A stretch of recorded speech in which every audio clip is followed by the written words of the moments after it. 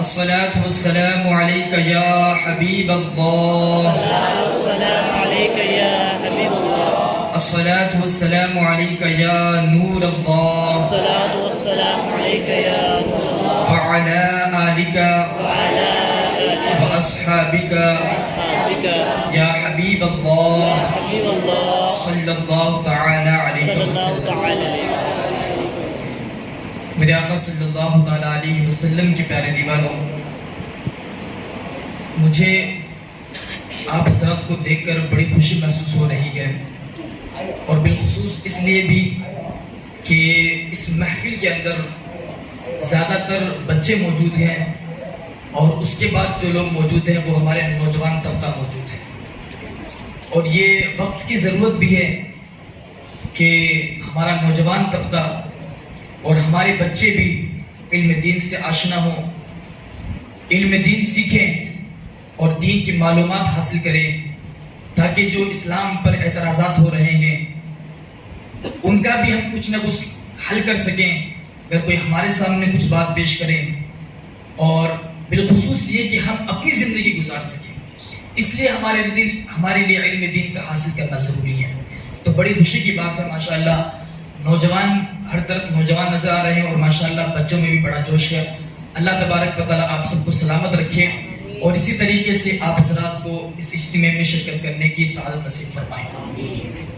میرے آقا صلی اللہ تعالیٰ علیہ وسلم کے پیارے دیوانوں، انشاءاللہ تعالی میں آپ کے سامنے کچھ سنن و آداب پیش کروں گا کہ کس طریقے سے ہم کو بات کرنا چاہیے، ہمارے بات کرنے کا انداز کیا ہونا چاہیے، بات کرنے کا طریقہ کیا ہونا چاہیے، اور اسی طریقے سے دیگر سنن بھی آپ کے سامنے پیش کروں گا. آپ سے گزارش کروں گا کہ آپ بڑی توجہ کے ساتھ ادھر ادھر دیکھے بغیر جتنا آپ سے ہو سکے آپ مکمل توجہ ادھر لگائیں. انشاءاللہ تعالی ضرور آپ کو کچھ سیکھنے ملے گا، اور اللہ رب العزت کی بارگاہ میں دعا ہے اللہ تبارک و تعالی ہم سب کو سن کر کے پہلے مجھے عمل کی توفیق عطا فرمائے، بعدہ تمامی حضرات کو اس پر عمل کرنے کی توفیق عطا فرمائے. سب سے پہلے میں آپ کو لا حول ولا قوت الا باللہ العلی العظیم کی فضیلت بتاؤں کہ اس کی فضیلت کیا ہے اور حدیث میں اس کے بارے میں کیا فرمایا گیا. حدیث مبارکہ ہے عن ابی ہریرہ رضی اللہ تبارک و تعالی عنہ عن رسول اللہ صلی اللہ تعالی علیہ وسلم قال من قال لا حول ولا قوة الا بالله كانت له دواء من 99 داء ایسرها الهم. حضرت ابو ہریرہ رضی اللہ تبارک و تعالی عنہ سے مروی ہے کہ رسول اللہ صلی اللہ تعالی علیہ وسلم نے ارشاد فرمایا، جس نے 99 مرتبہ لا حول ولا قوة الا باللہ العلی العظیم پڑھا، اللہ تبارک و تعالی جس نے ایک مرتبہ لا حول ولا قوة پڑھا، اللہ تعالیٰ اس کو 99 بیماری سے شفا عطا فرمائے. سبحان اللہ. ایک مرتبہ جس نے لا حول شریف پڑھا، اللہ تبارک و تعالیٰ 99 دان بولتے بیماری کو، اللہ تعالیٰ 99 بیماری سے شفا عطا فرمائے گا. اور آگے فرمایا حضور نے ایسرها الہم، یعنی سب سے ہلکی بیماری، سب سے ہلکی بیماری فرمائے غم ہے، غم جس کو ہم بھاری سمجھتے ہیں. آپ دیکھیں نا آج ہمارے معاشرے کا معاملہ یہ ہے کہ ٹینشن، غم کو آپ انگلش میں بول لیجئے ٹینشن بول لیجئے، یہ سب سے بھاری بیماری ہے. لیکن حضور فرما رہے ہیں کہ لا حول شریف 99 بیماریوں کے لیے شفا ہے، اور اس میں سب سے ہلکی بیماری جو ہے وہ غم ہے. اب آپ اندازہ لگائیں کہ لا حول کی کتنی فضیلت ہے کہ اگر بندہ اس کو ایک مرتبہ پڑھتا ہے تو اللہ تعالیٰ اس کو 99 بیماریوں سے شفا عطا فرماتا ہے. اور جو غم جیسی مہلک بیماری ہے، ٹینشن جس کو ہم بولتے ہیں، اللہ تعالیٰ اس کی برکت سے اس کو بھی دور عطا فرمائے گا. تو آپ اس کی پابندی کریں گے انشاءاللہ. اس کی پابندی اس طریقے سے میں آپ کو اس طریقے سے کریں کہ آپ ہر نماز کے بعد لا حول شریف کم از کم 50 مرتبہ یا 100 مرتبہ آپ اس کو اپنے روٹین میں شامل کریں.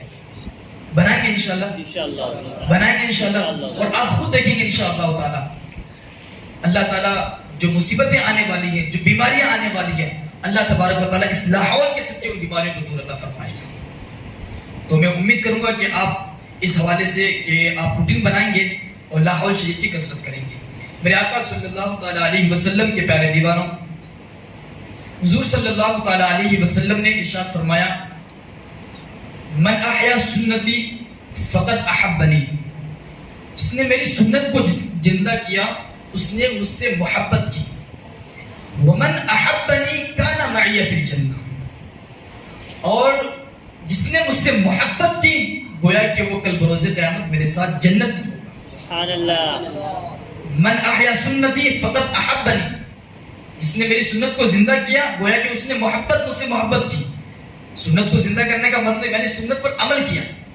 جس نے میری سنت پر عمل کیا اس نے مجھ سے محبت کی.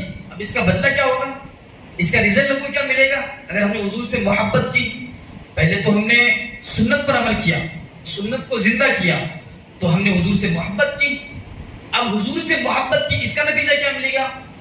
من احبنی کان معی فی الجنہ، جس نے مجھ سے محبت کی وہ کل بروز قیامت میرے ساتھ جنت میں ہوگا. سبحان اللہ. میرے آقا صلی اللہ تعالیٰ علیہ وسلم کے پیارے دیوانوں، تو آپ دیکھیں سنتوں کے مطابق کام کرنا اور سنتوں پر عمل کرنا یہ کتنا فضیلت کا باعث ہے کہ اگر ہم نے حضور کی سنتوں پر عمل کیا اور اس کے مطابق اپنی زندگی گزاری تو ہم کل بروز قیامت حضور کے ساتھ جنت میں ہوں گے. کون یہ پسند نہیں کرے گا کہ حضور کے ساتھ جنت میں ہو؟ ہر کوئی پسند کرے گا. لیکن پسند تو ہم کرتے ہیں، ہم پسند تو یہ بھی کرتے ہیں کہ ہم جنت میں جائیں. ہر کوئی یہ کہتا ہے نا، ہر کوئی چاہتا ہے کہ جنت میں جائے. لیکن اگر ہمارے اعمال دیکھے جائیں نا، ہمارے کام دیکھے جائیں نا، تو ہمارے کام اس کے مطابق نہیں ہوتے. جنت کی دعائیں کرتے ہیں، ہونا بھی چاہیے. جب دعائیں کرتے ہیں تو کام بھی ہمارے ویسے ہونے چاہیے. ہم کو اپنے کاموں کو بھی اس کے مطابق کرنا چاہیے. اور جب انشاءاللہ تعالیٰ جب ہم اپنے کاموں کو اور اپنے امور کو اسی مطابق کر لیں گے، سنت کے مطابق کر لیں گے، تو انشاءاللہ تعالیٰ ضرور کل بروز قیامت حضور کے ساتھ جنت میں ہوں گے. میرے آقا صلی اللہ تعالیٰ علیہ وسلم کے پیارے دیوانوں، اسلام ایک واحد ایسا مذہب ہے کہ جس نے اپنے ماننے والوں کو ہر ایک نظام عطا فرمایا. آپ کسی بھی فیلڈ میں چلے جائیں، کسی بھی میدان میں چلے جائیں، کوئی بھی آپ کا کام ہو، خواہ وہ تجارت کا میدان ہو، ڈاکٹری کا میدان ہو، اور کوئی کام ہو، کھانے پینے کا طریقہ ہو، چلنے کا طریقہ ہو، اٹھنے کا طریقہ ہو، بیٹھنے کا طریقہ ہو، حتیٰ کہ استنجا کرنے کا طریقہ بھی اسلام نے بتایا ہے.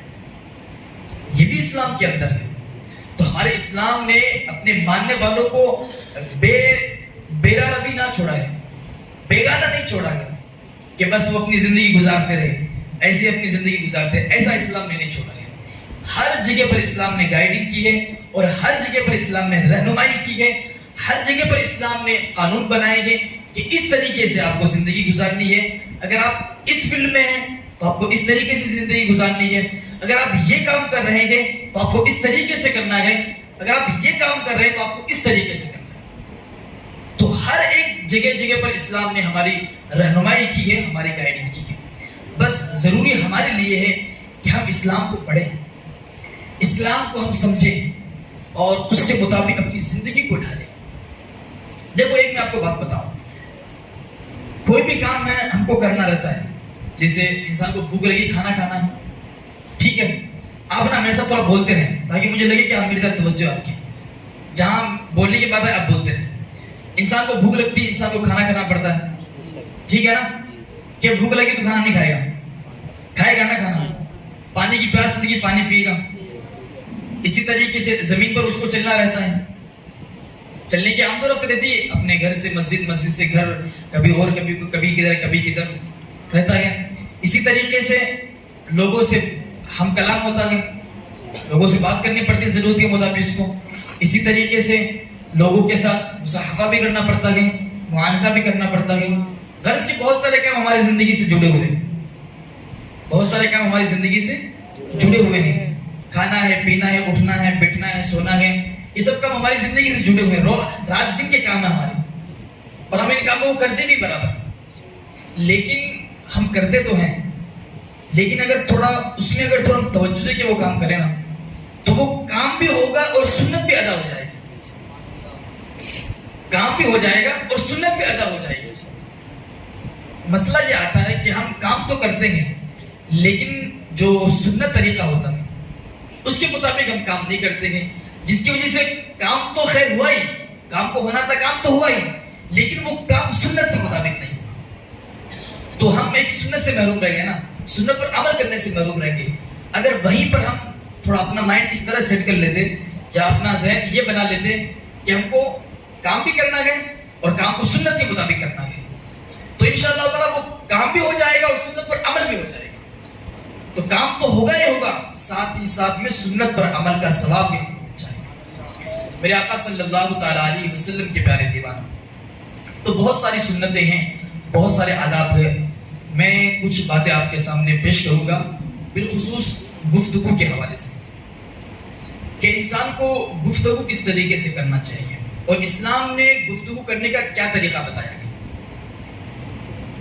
عزیزان ملت اسلامیہ، ویسے انسان کو چاہیے کہ جب بھی بولنے کی باری آئے تو انسان اپنا ضرورت بھر بولے، جتنا مقصود ہو، جتنے بولنے کی ضرورت ہو اتنا انسان بولے، بے ضرورت فالتو کی باتیں، لغو باتیں، بیکار باتیں، اس سے بچنا چاہیے، کیونکہ انسان کی زندگی کا مقصد بھی یہ نہیں ہے کہ وہ لغو باتوں میں پڑے، اس کی زندگی کا مقصد یہ نہیں ہے کہ وہ فالتو باتوں میں اپنا وقت گزارے۔ یاد رکھنا، انسان کی زندگی کا ایک ایک لمحہ قیمتی ہے، انسان کی زندگی کا ایک ایک سیکنڈ قیمتی ہے، اگر انسان اس کی اہمیت سمجھے، لیکن اگر وہ اس کی اہمیت نہ سمجھتا ہے تو پھر الگ بات ہے، ورنہ تو اس کا ایک ایک لمحہ اور ایک ایک سیکنڈ اس کا زندگی کا قیمتی ہے۔ کیا آپ نہیں سمجھتے ہیں کہ اگر 1 منٹ باقی ہو اور کسی کی ٹرین چھوٹ جائے تو وہ کتنا افسوس کرتا ہے؟ 1 منٹ کی آپ اہمیت دیکھیں، وہاں پر 1 منٹ پہلے پہنچ جاتا تو ٹرین مل جاتی، لیکن 1 منٹ تاخیر ہوئی، ٹرین چلے گئی اس کی۔ وہاں پر 1 منٹ کا آپ اندازہ لگائیں کہ 1 منٹ کی کتنی اہمیت ہے۔ اسی طریقے سے آپ ہماری زندگی میں آپ دیکھیں، بہت سارے مقامات ایسے آتے ہیں جہاں پر ہم کو احساس ہوتا ہے کہ یار وقت قیمتی ہے۔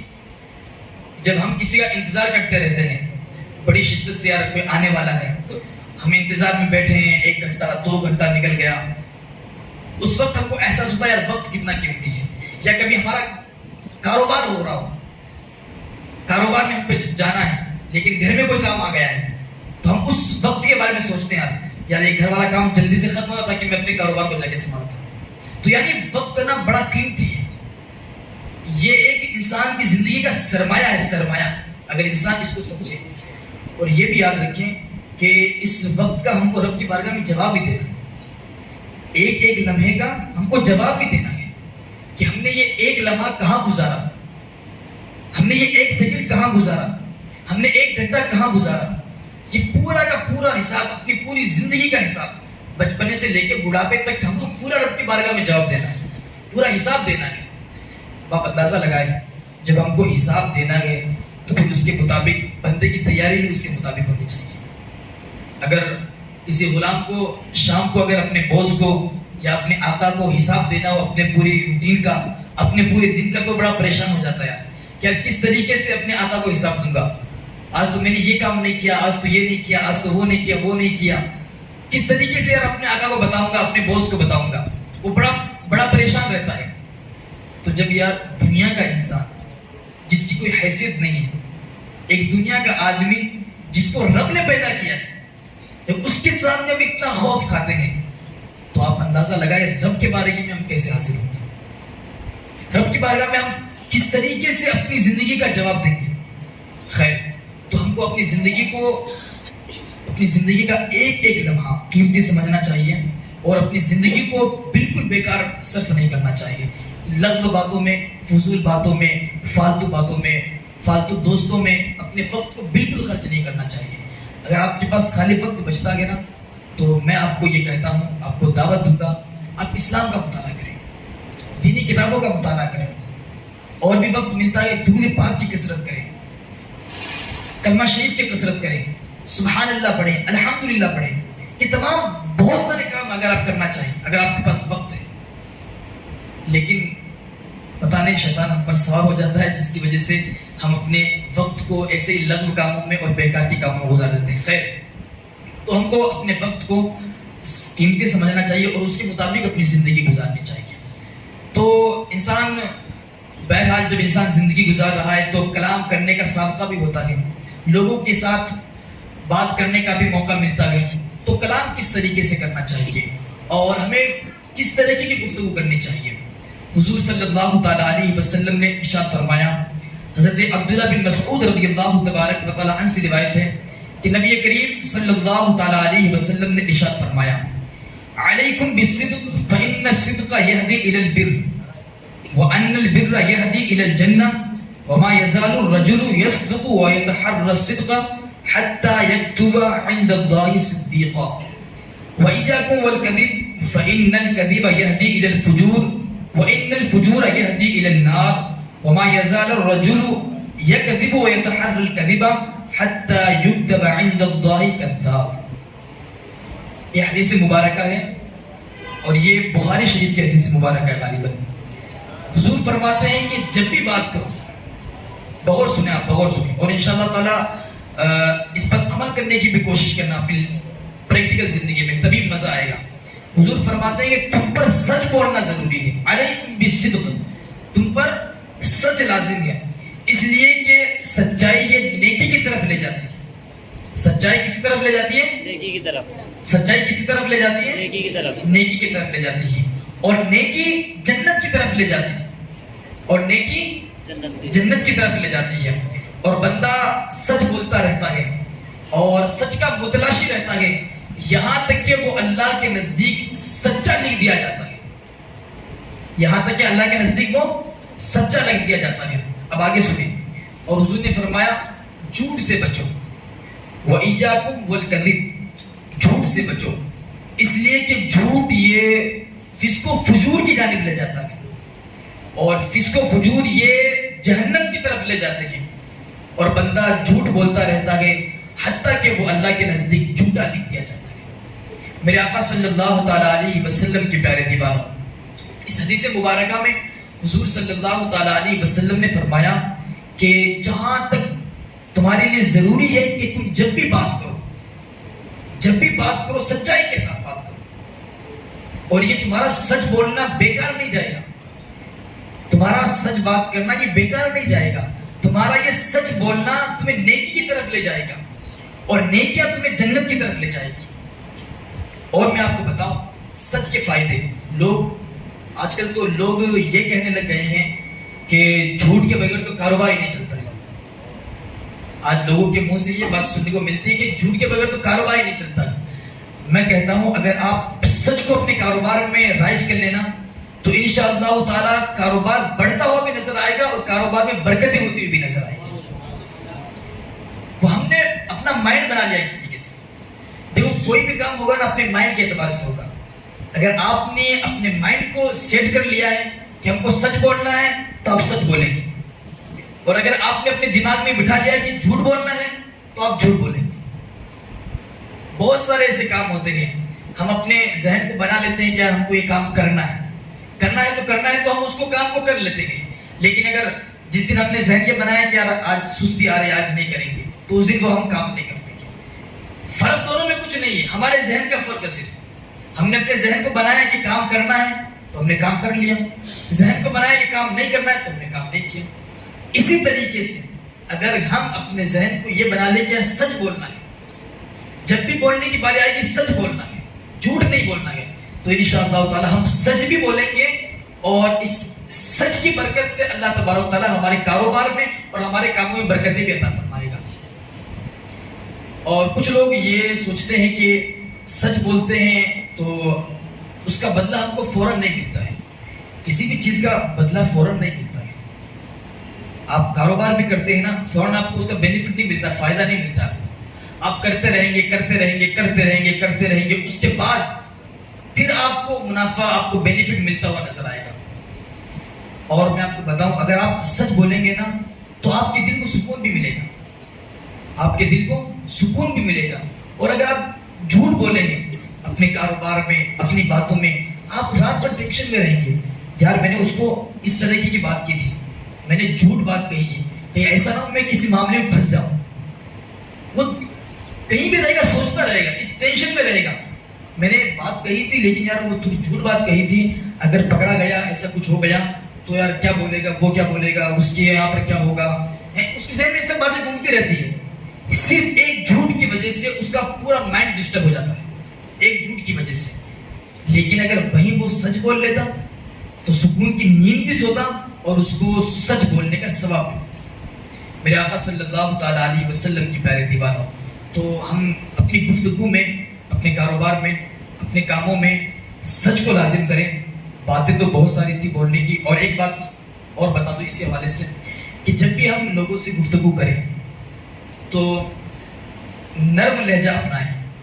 جب بھی لوگوں سے ملاقات کا موقع میسر آئے، اپنے رشتہ داروں سے ملے، اپنے احباب سے ملے، نرم لہجہ اپنائیں، بالکل سنجیدگی کے ساتھ، متانت کے ساتھ، محبت کے ساتھ مسکرا کر کے ملاقات کریں. اس کی برکت کیا ہوگی؟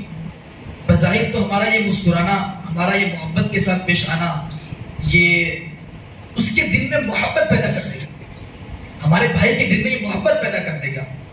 ہم نے اپنے بھائی کو کچھ دیا نہیں، پیسے نہیں دیے، بس مسکرا کر کے ہم نے ملاقات کی، مسکرا کر کے ہم نے ملاقات کی. اس مسکراہٹ کی برکت سے اگر اس کے دل میں کچھ دشمنی بھی ہوگی، کچھ رنج بھی ہوگا، تو اس کی برکت سے اس کے دل سے وہ رنج بھی دور ہو جائے گا اور دونوں میں محبت پیدا ہو جائے گی. میرے آقا صلی اللہ تعالیٰ علیہ وسلم کے پیارے دیوانوں، تو ہم جب بھی گفتگو کریں اس بات کا خیال کریں اور اپنا ذہن بنائیں.